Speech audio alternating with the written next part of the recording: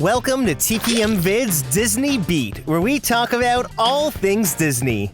If you're new to the channel and like what you see, hit that subscribe button and click the bell icon to be notified when we upload a new video. You can also find us on all your favorite social media platforms. 2025 has proven that there is never a dull moment at Walt Disney World because there have been even more announcements made. From Rock and Roller Coaster with the Muppets to an opening date for Zootopia, updates coming to Cinderella Castle, a Walt Disney animatronic being added to Carousel of Progress, and the new Beacon Barrel opening, there is a lot to catch you up on. So sit back as we count down 10 new attractions, updates, and changes at Walt Disney World. Number 10. Rock and Roller Coaster at Hollywood Studios has been thrilling parkgoers since 1999. Well, if you're not aware, you have until the end of 2025 to experience the ride with Aerosmith, because in 2026, the ride will be rethemed to the Muppets. So here's what we can expect with Rock and Roller Coaster starring the Muppets. First off, the guitar in the courtyard will have a slightly different look, sporting a new psychedelic color scheme. It's definitely in line with the Muppets. In terms of the attraction's story, well, it's very similar to the current Rock and Roller Coaster. It still takes place at G-Force Records, only now it's been purchased by Scooter's uncle, J.P. Gross. The Electric Mayhem have used G-Force Records to record all their latest hits, and this is where they can be found just jamming out. The only issue is that they're headlining their biggest concert in Hollywood this night, and Scooter is trying his best to get Electric Mayhem to head to their concert. There are quite a few Muppet characters in the concept art, and it has been confirmed that Scooter, along with the Penguins, will be audio animatronic figures. Then the Electric Mayhem, along with Kermit and Miss Piggy, will be screen-based media. Now, when it comes to the physical ride, Disney says, with the help from our friends at Muppet Labs and a very fast limousine, we'll take a twisting, turning, and screamingly fun road trip across Hollywood to reach the concert in time. The iconic Hollywood scenery in the ride will also feature a Muppet twist, but I don't foresee any major changes to the layout of the scenery. Then in terms of the coaster's music, expect to hear some of Electric Mayhem's most iconic hits. As you can see, Imagineers have essentially just substituted Aerosmith with the Muppets, and honestly, I think this is the best way to go. Not only is it a cost-effective transformation, but the attraction is already laid out to fit this getting to the concert narrative. The Muppets' chaos will lend itself really well to the story, and there are now so many opportunities to add even more humor. I am intrigued though with the mention of Muppet Labs. This could just be a callback, or it might mean that even more Muppets like Dr. Bunsen Honeydew and Beaker could be in the loading area. There are definitely opportunities in here to add more characters, but it'll be interesting to see what Imagineering comes up with. We still don't have a concrete closing date for Rock and Roller Coaster starring Aerosmith, but we'll just have to stay tuned. Number 9. Since January of 2025, Big Thunder Mountain has been undergoing an extensive refurbishment. Not only has the entire track been replaced, but when the ride reopens in 2026, we can also expect to find some new enhancements. It sounds like Disney has a couple of things up their sleeves, but one new moment will be in the first lift hill. After leaving the load station, expect to see hundreds of bats before it transitions into the Rainbow Caverns. The ride at Disneyland already features the Rainbow Caverns, but here at Walt Disney World, there's a little more magic being added to the story. So the mine here at Big Thunder Mountain was started by Barnabas T. Bullion. He struck gold on the land, but has always had to deal with the forces of nature. It's caused a lot of strange and unexpected things in the mountain. So as we pass through the first lift hill, we're gonna hear a crack of lightning and thunder, which transforms the caverns into this ominous red color. It's warning us to maybe not venture too far into these mines. As soon as I saw the Rainbow Caverns, I immediately remembered the Rainbow Geysers in that Piston Peak map. This was definitely intentional and acts as a perfect way to tie in the new elements coming into Frontierland. In a media presentation at the end of August, there was mention of the miners trying to get the motherlode of gold that's just out of reach, and how we'd learn more about that later. When the Big Thunder Mountain refurb was announced, many of us thought we were getting the dynamite scene on the third lift hill. Hearing this comment makes me think it might turn out to be something completely original to Magic Kingdom. Something that deals with golds directly, further emphasizing the strange and unexpected events around the mine. Maybe they'll bring back those shaking boulders.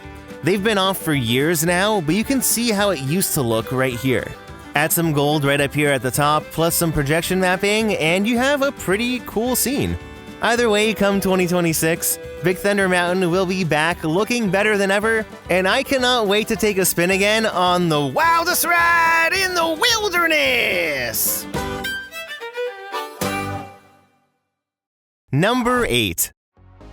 Tron Lightcycle Run has become one of the most popular rides at Magic Kingdom, and for a limited time now, you can experience a brand new overlay. To celebrate the release of Tron Ares, everything has been turned red, completely changing the vibe of the ride. Well, the canopy only turns red about every 5 to 10 minutes, but when you're on the ride, it's a totally different experience.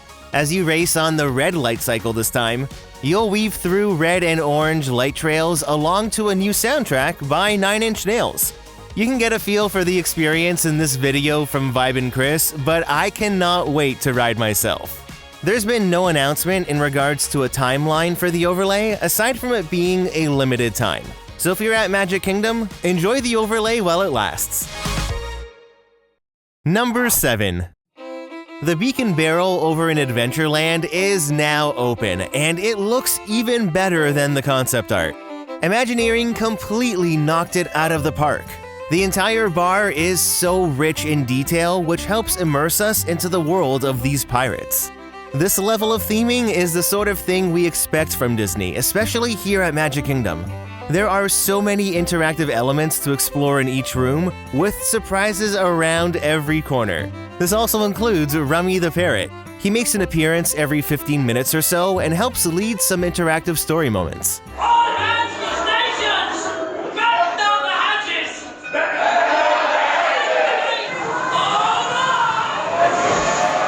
This is very much in the style of Trader Sam's, but here, everyone, regardless of age, can enter the bar. Let's sing around together then. Go on, Drew! You know the words!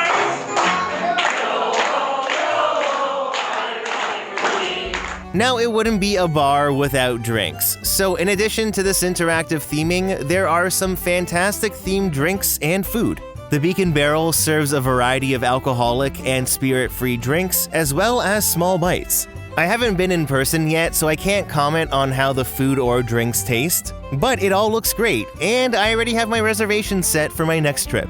Now, the only way to experience the Beacon Barrel is by making an advanced reservation. Dining times are limited to 45 minutes, but this does allow as many guests as possible to experience the bar in a single day. If you have a trip coming up, make sure you book your reservation as soon as your 60-day window opens up, because people have been snagging spots very, very quickly. Number 6. The countdown to extinction for DinoLand USA at Animal Kingdom is near as work continues on Tropical Americas. Well, you're gonna want to mark your calendars for February 1st, 2026, because this will be the very last day to experience Dinosaur. Since opening in 1998, the ride has had a fantastic 27-year run, but it will definitely be missed. You may already know this, but the ride is going to be transformed into a new Indiana Jones ride, which will have a unique story compared to Disney's other Indy rides. Here at Animal Kingdom, Indiana Jones has discovered a preserved Maya temple. He brings us inside to explore the rumors of a mythical creature hidden deep within.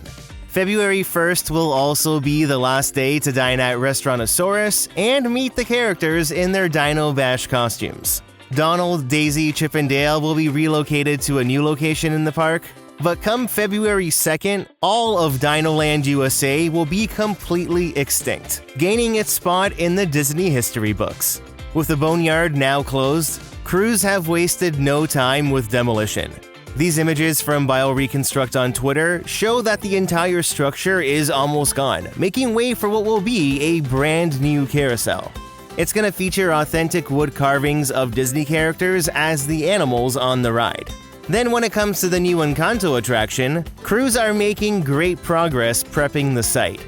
A giant crane was actually just installed, which means we'll begin to see vertical construction very soon.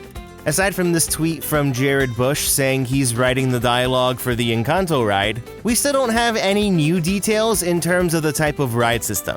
What we do know is that we're going to take a tour of the Madrigal's Casita, which just happens to be on the day that Antonio receives his gift. Seeing this new land come to life is really exciting, and I cannot wait to track more of its progress. Tropical Americas is still set to open in 2027. Number 5. At this year's Destination D23 event, it was announced that Cinderella Castle at Magic Kingdom will revert back to the castle's original colors. Disney says the updated paint will feature grays, creams, blues, and touches of gold, aiming to enhance the castle's architecture. In 2020, Cinderella Castle was painted rose gold with navy blue turrets and gold accents in preparation for Walt Disney World's 50th anniversary. Now, Cinderella Castle is one of the most recognizable theme park landmarks in the world, and having it return to the iconic classic colors is a very welcome change. There was no timeline shared for the project, but I could see this happening next year. Having the castle shift back to the original colors makes me think we might get the castle Dreamlights back. It's one of my favorite castle looks during the holiday season, and it's just such a wow moment. Don't you agree? Number 4. During the Disney Villains panel at Destination D23, we learned a little more about Villains Land coming to Magic Kingdom. Disney legend and former animator Andreas Deja, responsible for animating some iconic Disney villains like Gaston, Scar, and Jafar, will be consulting on the project. Since many of Disney's films derive from European fairy tales, Imagineers traveled to Europe to research and study the architecture. They went to Paris and Barcelona specifically to study the Art Nouveau design that sprung up in the late 1800s. Disney says the natural motifs and swirling designs in Paris make nature appear to be cursed, whereas Barcelona's art style has less natural patterns but gives the architecture an otherworldly, unnerving appearance. To describe Imagineers' unique approach for Villains Land, they've coined the term conjured architecture. This will blend historical components and fantastical worlds to create something wicked. Now, in terms of what villains we can expect in the land, well, nothing has been announced, but there are some clues. Maleficent is heavily represented in the original concept art, but then the inspirational collage Disney released features Maleficent, Hades, Dr. Facilier, Chernabog, and Ursula. When you think of these 5 characters specifically, you can already imagine what kind of immersive environments Imagineers could create.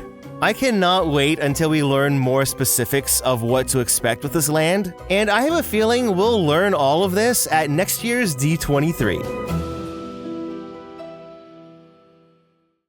Number 3. We finally have an opening date for Zootopia Better Zootgether coming to Animal Kingdom. So you're going to want to mark your calendars for November 7th because this will be the official opening day of the new 4D show. Not only do we have an opening date, but we also got the full rundown of what to expect with this new show.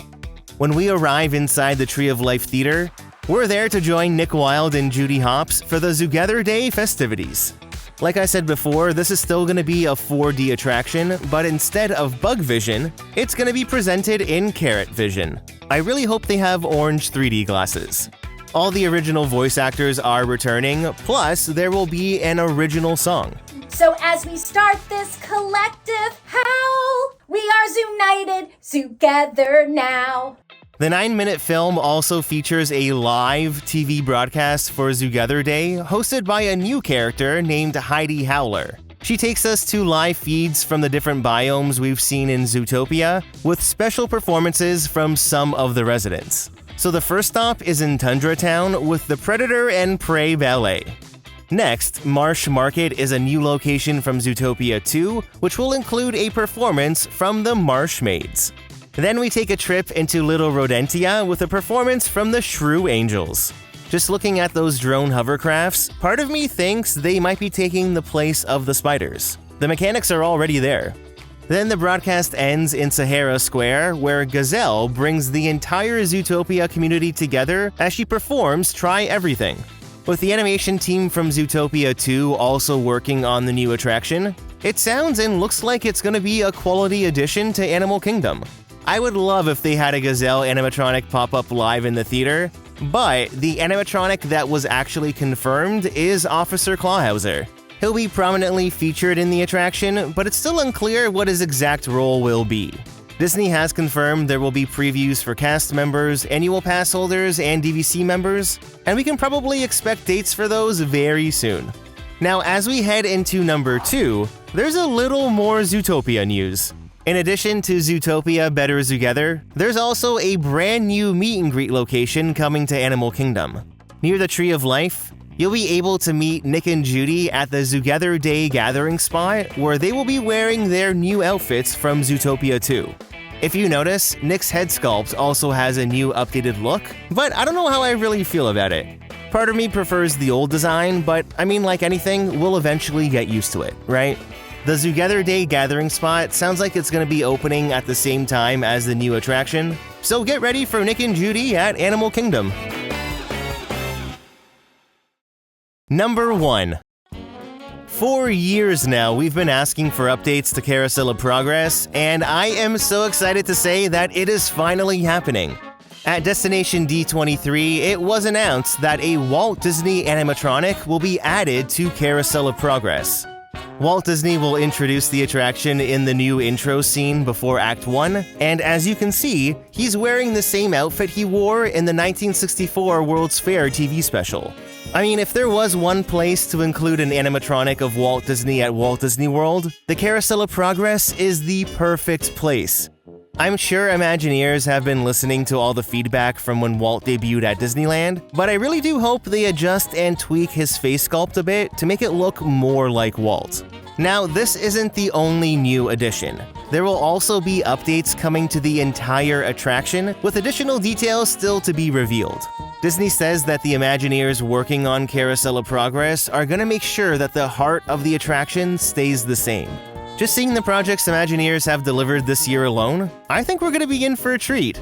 This also goes with saying that the animatronics in the attraction will probably be updated or upgraded as well. Now, in terms of the layout, I wouldn't be surprised to see the time periods of Act 2 and 3 shift a bit, so then Act 4 can still look into the future. Or maybe with Walt Disney now introducing the show as he did in the World's Fair TV special, Act 4 will just revert back to the 1960s.